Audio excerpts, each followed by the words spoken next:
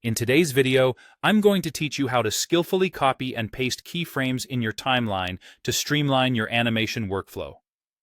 Whether you're a seasoned animator or just starting out, mastering this technique will greatly enhance your efficiency and precision in editing.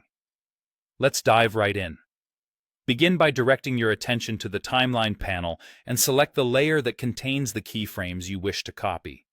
This is crucial because it specifies exactly which part of your animation sequence you'll be working with. Once you have the correct layer identified, it's time to reveal the property associated with those keyframes. A simple press of the U key will display all animated properties, which is a quick and efficient way to ensure everything you need is visible. Now that you can see the property with your keyframes, it's time to select the ones you intend to copy.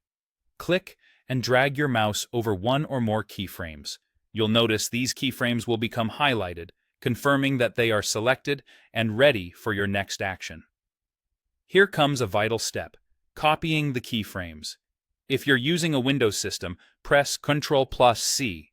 For Mac users, it's CMD+C. This step temporarily stores the keyframes, preparing them for duplication. With your keyframes copied, focus now shifts to where you'd like to paste them. Use the current time indicator, or CTI, to navigate to the precise point in the timeline where the new keyframes are to commence. Proper positioning of the CTI is critical because it determines the starting point for your keyframes, ensuring they align with your intended timing. Moving on, select the destination layer for your copied keyframes.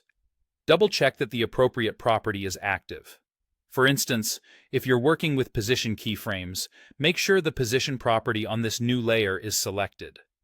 This ensures a seamless transition as your keyframes are pasted into the correct context. Finally, it is time to paste.